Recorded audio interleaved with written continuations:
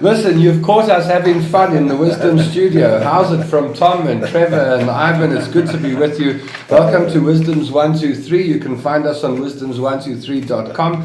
And today we're chatting the biggest pain points that CEOs have with Trevor Nel.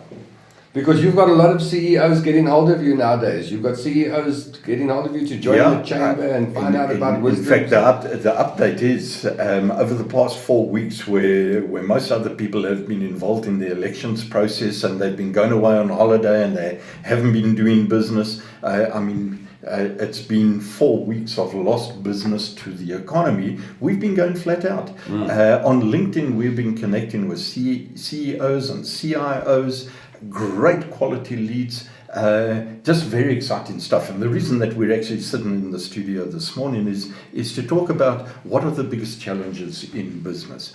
And Tom, so what I did is I brought a little exercise here. All right, cool. Okay, sight unseen. We're going to play. Okay, I'm going to write down here 3 words of what we believe as a collective from our side at Wisdoms are the most important challenges being faced by people in business. But your background. Who's going to guess here? I guess you are. And are they right You answers? think you're interviewing us? Yeah. No, it's the other way around. Okay, cool. At Wisdoms, we flip everything. All right, that's fine. Let's go. So I need to identify. The 3 biggest challenges that you believe current corporate executives are facing in their businesses right now. Okay, so I'm going to write while you're actually thinking what their challenges are. Because your background, just give us some of your background with corporate executives. What is it? Just so that people understand. I was recruited by Alan Craig Sr. in 2006 when I was working at 702 to go and work for him at Vodacom, where I set up a retail plasma screen advertising network in the retail stores, over 600 stores. We rolled out a retail radio station.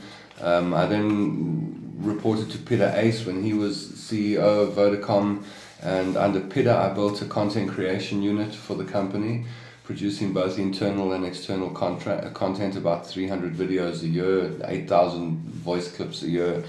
I worked for Mark Taylor, who's now the CEO of Nashua.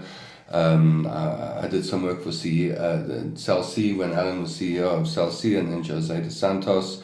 I've done work for MTN Ghana. I've done work for Dimension Data companies. I've trained excos of listers and multinationals across most listed companies in this country. In doing this, especially. Yeah, and especially in how to create content and also how to present yourself and tell stories effectively. So you have an inkling of what goes through their minds because you sit and chat with them on a over the table level. My business has led me to corporate CEOs. Yep. And because of the work I do, we get to have very free conversations with each other. We don't have 45-minute meetings. I sit with CEOs for a day where we discuss problems and we discuss all sorts of issues. So I get to know CEOs pretty well. And that gives me, I think, a different perspective on the game they're in. So what do you think, just for this little exercise here, what do you think currently are their biggest challenges within their corporate environments right now? What's number one issue that faces corporate executives today? I think if you have a company in South Africa, regardless of size, but especially if it's a big one, then your staff. They probably top of my... How do you get everyone to row the boat at the same time? Yeah, so I'm writing that down. In the same direction. And in the same direction. Yeah. At the end of the day, so what are you saying? A business without staff members that are driving that business is no business at all. I look at surveys where I see things like majority of people driving to their corporate jobs in the morning are unhappy. Some are crying. People actually cry going to work. And that certainly can't be good for productivity or anything else in your business. And then surveys, like a recent survey that I looked at, and head of marketing associations saying this stuff, that corporate CEOs don't trust their marketing departments or their marketing heads, which brings me to the second point. I think that marketing, how do you market yourself nowadays? And how do you adapt to the shifts in consumer behavior? Which brings me to my third challenge, and I think that is adapting to fourth industrial revolution, adapting. Change, maybe. Change, Change, adapting. And I think that keeps, besides the share price, if you're listed, that keeps most corporate CEOs quite busy. And there's not much space there for improvement, and innovation and all the nice creative stuff. That's real work there. And the challenge, if I throw in the word frustration, are you hearing frustration as you're chatting to these folk? Yeah. I especially hear about a lot of frustration on the marketing side of things, where business owners don't know whether their money is bringing a return. They don't know which platform is working. They're not quite sure if platforms work anymore.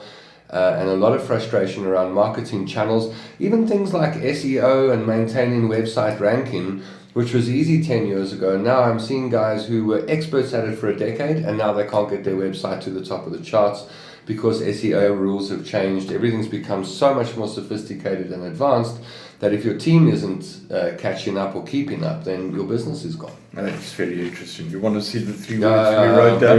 Okay. So you said staff, marketing and change. Adapting to change, right?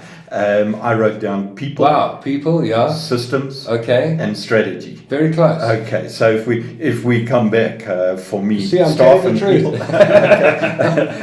So people development for us is very important, and I'm going to let Ivan just go through why these are important to us at this particular stage. But I just want to marry them here. I think the marketing is related to systems and processes within an operation. Because everything's linked today. Yep. So all of your staff are on computers that are linked to the same system that your marketing network is linked to. I mean, everything is...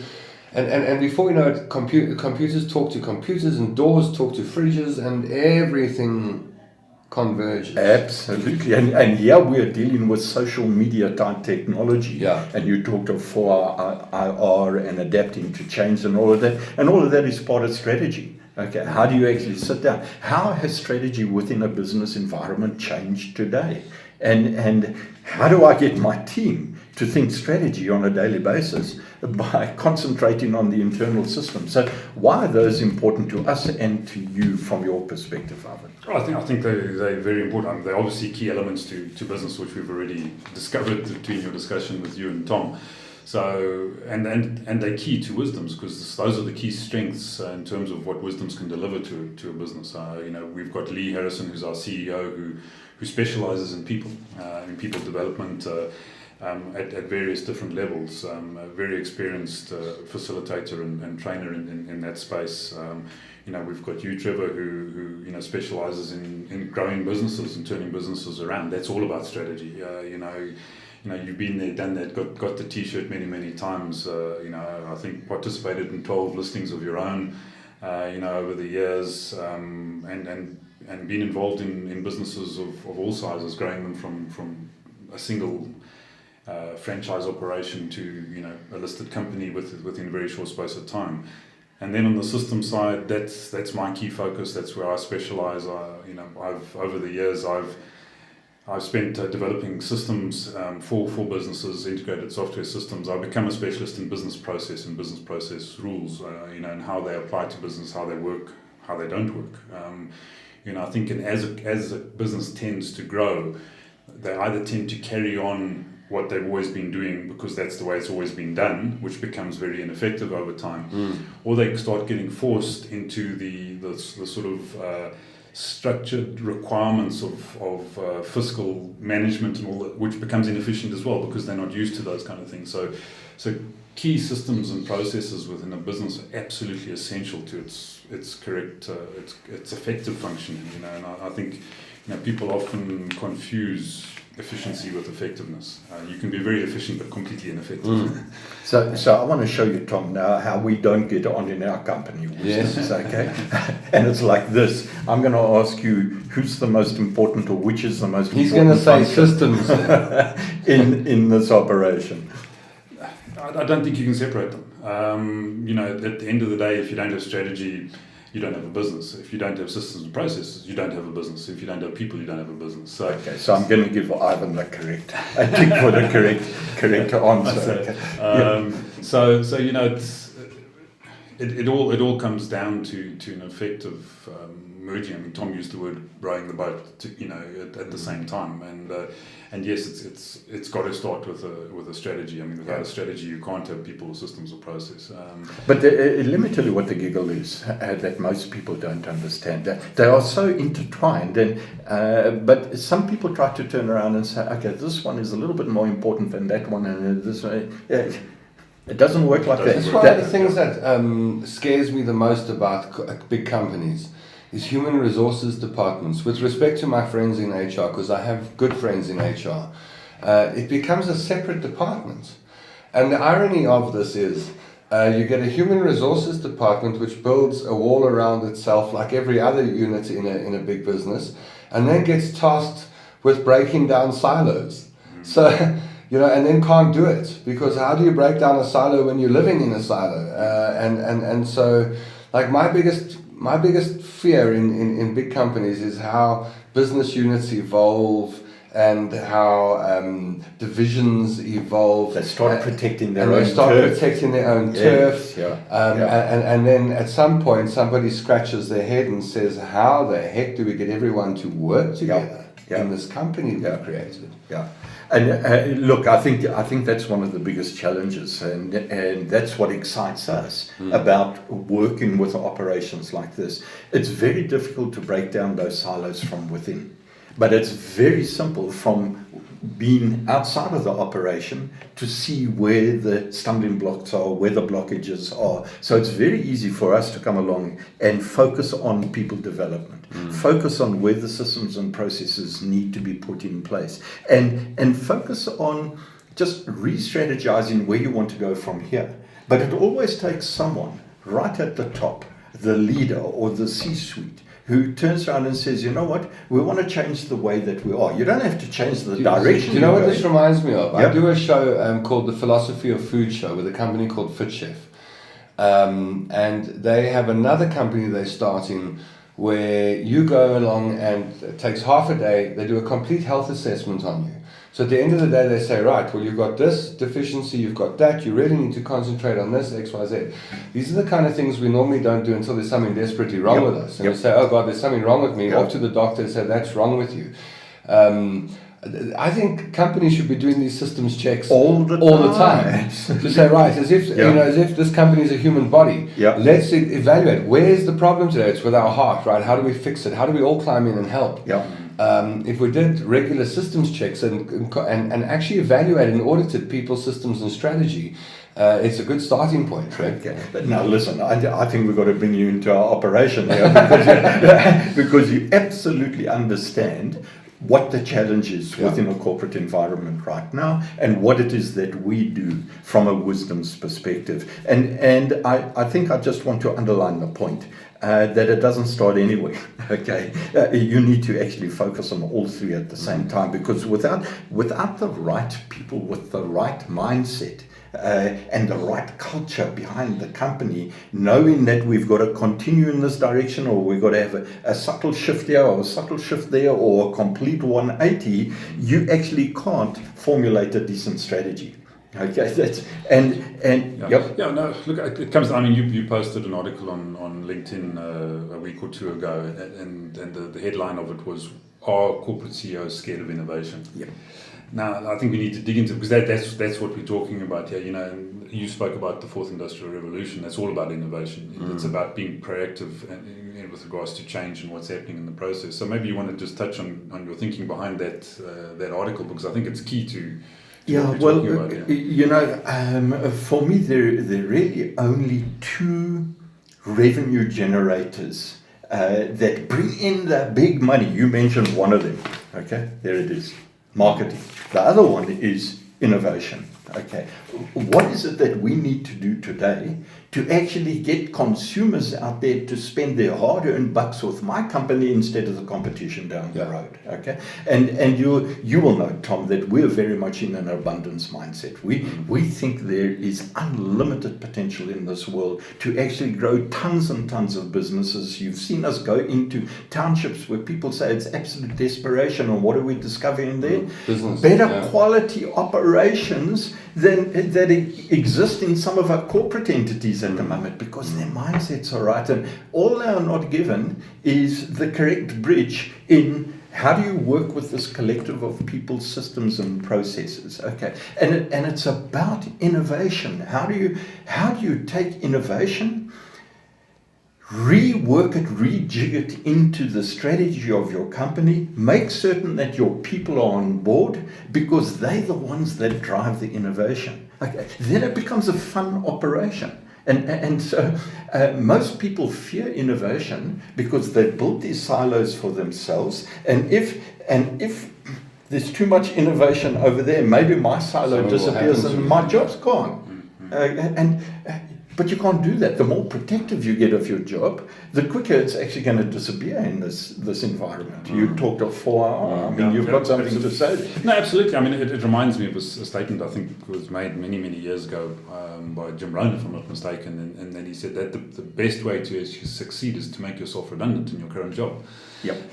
So your goal of all your staff members should be to make themselves redundant in their current job, because that means they can move up and someone else can move up behind them, and so goes the process. So and that's the mindset. Yeah. And that's what we're talking about at the end of the day. I'll take it a step further. Yeah. When I was studying news organizations, newspapers, etc., that they are battling to change, become online businesses.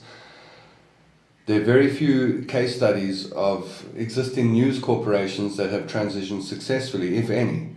And the best advice that strategists can give news companies now is to open a separate PTY down the road with the instruction to take out the mother company. How's that for how to deal with change? Well, it actually fits because in that particular article, I think I alluded to the fact that what corporates actually need to do is to be absolutely fearless, have the guts to actually set up a division that is busy trying to break down their current operation. So from without. Yes. Now, I mean, that's innovation. Before a competitor does it to you. Exactly. Or a 15-year-old kid in a garage. Absolutely. You have to, I mean, that's the point, you have to become your own competition. Yes. Yeah. Now, for us, it's built into who we are as an operation. We Perfectly have acceptable here, but not so much down the road. We have built-in redundancy into whatever our consultancy is because we don't want to be there as part of your business for the rest of your lives. We actually want to work with an operation, help them to get where they want to go, and then we're off.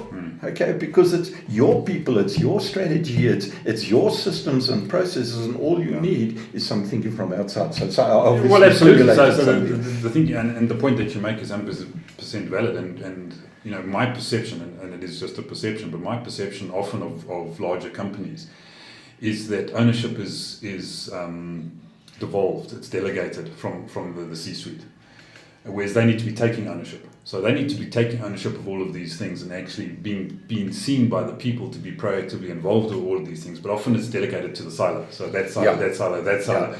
And people see that. So there's no ownership from the top. So the first thing I found when I researched how to get rid of silo mentality, number one thing, flatten the silo. Absolutely. And the way you flatten silo is to bring top down to the bottom, not the other way around, or delegate delegate to the job. And look, if you fear flattening your silos for obvious reasons, guess what?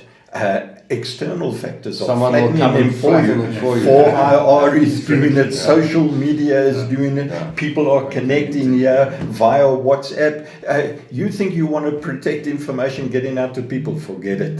They already know what you're thinking before you've even verbalized it, and they're sharing it with their particular networks.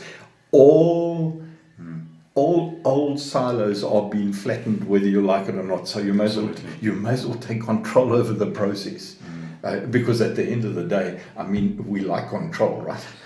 Okay, that's how we're built. We like, so take control of the innovation process, over the change that's actually going to be coming in, but you don't do it stupidly. It's all strategic. Hey, we're damn good at this. And so what we're going to do is set up a little outside department over here.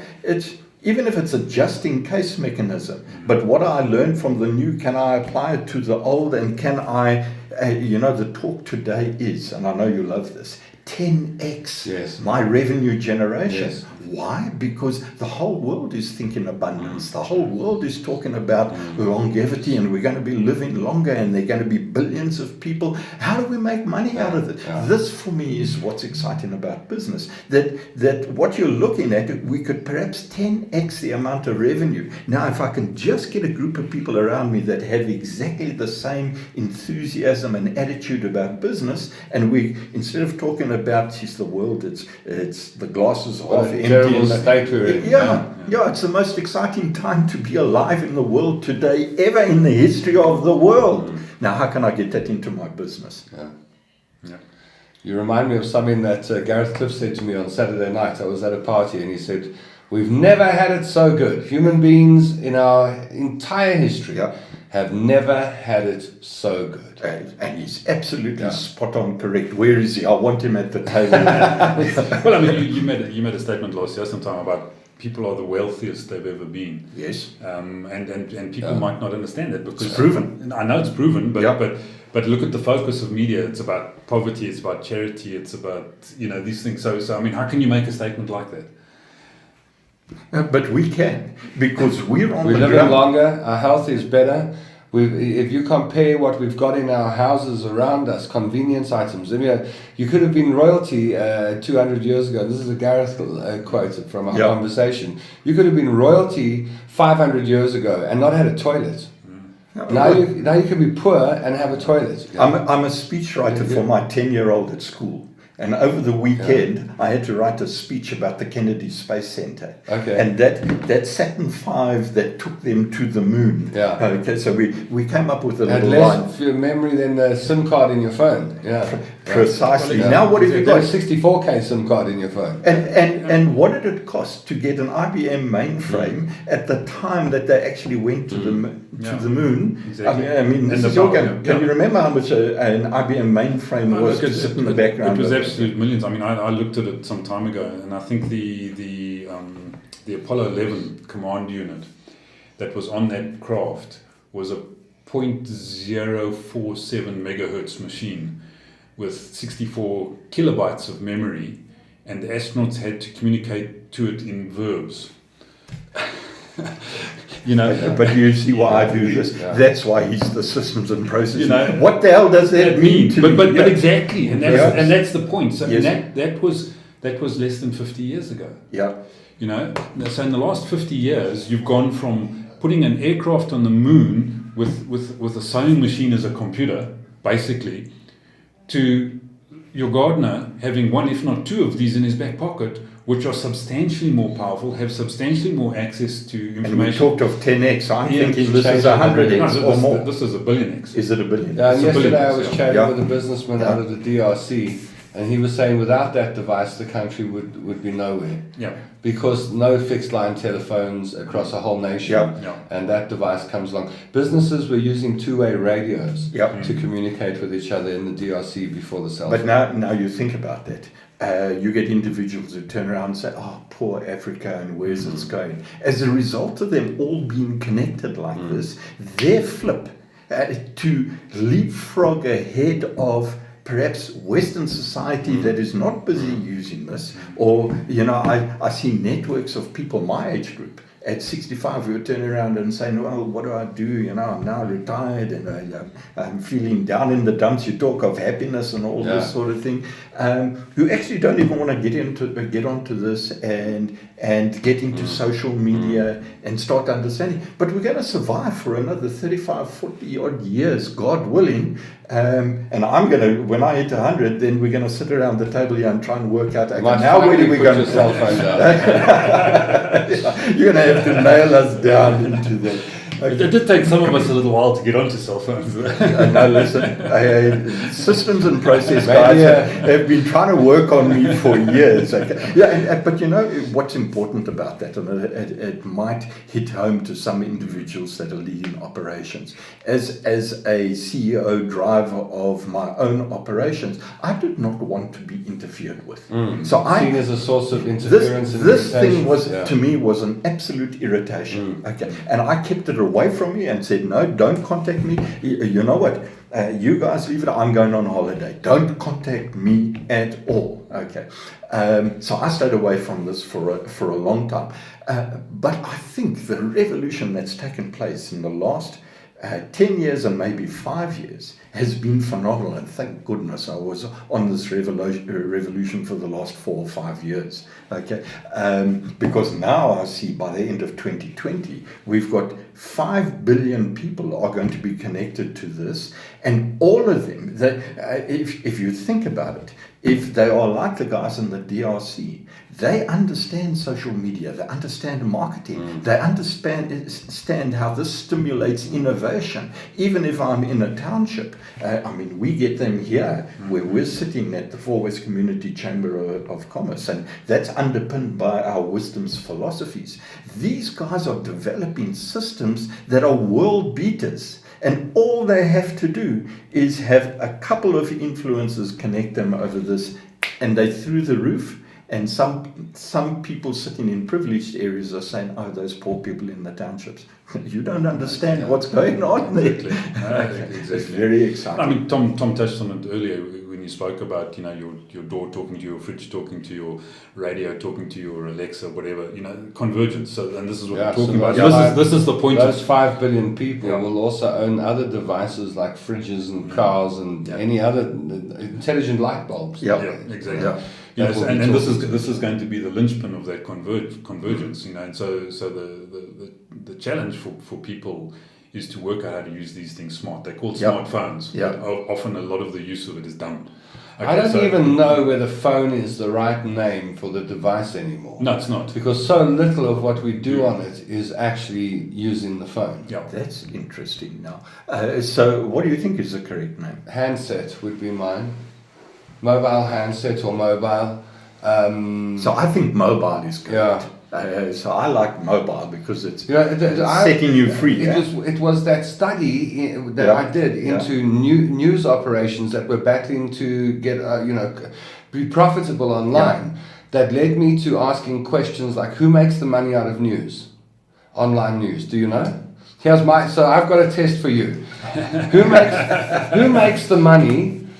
We'll have a clear page. Yep. This is, if you're at home or work, you can try and answer these questions as well. Who do you think makes the money out of online news? So I'll start you off. You've got an online news content generator. Sky News, BBC, whatever it might be.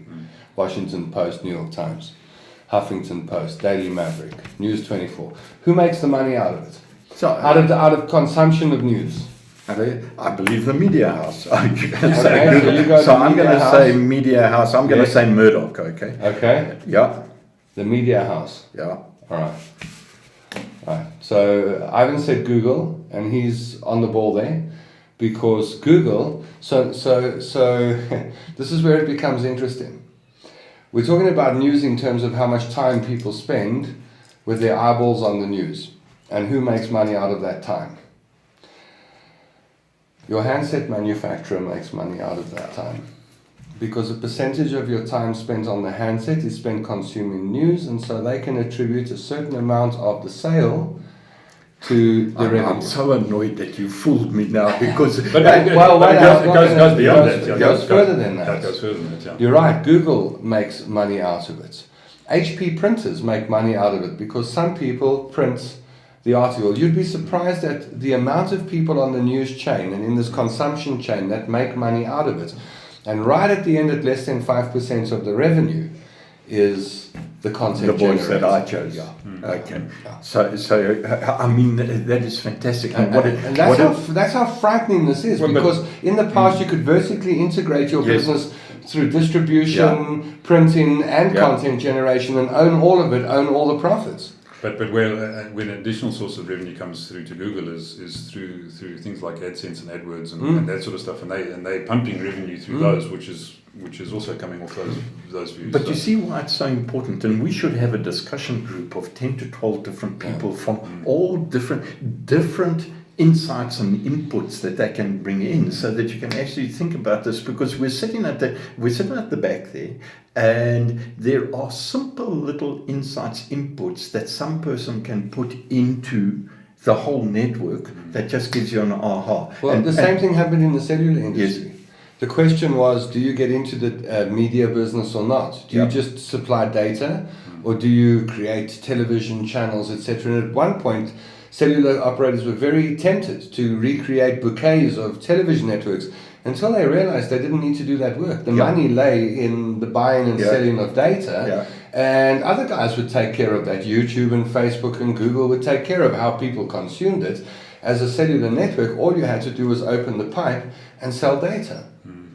So, I'm reminded of this little story. As a strategist, you're in depth into reading, and you know how much research that I do. But it's to go back and find out what are the simple things that people did in the past that you can actually perhaps reapply in the future, okay? And the little story that you actually gave there as to all of these people making the money was here in Johannesburg, gold mine in town, okay? So all the gold miners rush in to dig down deep to make the money. Who made the most money?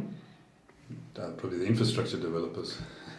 The guys who were selling the pans and the spades and the guys selling all the implements were actually making all the money out of this, and people were coming in. So the cleverest guys were setting up the stores and the shops and that to service the people who were driven to actually go and dig for the gold. Sorry.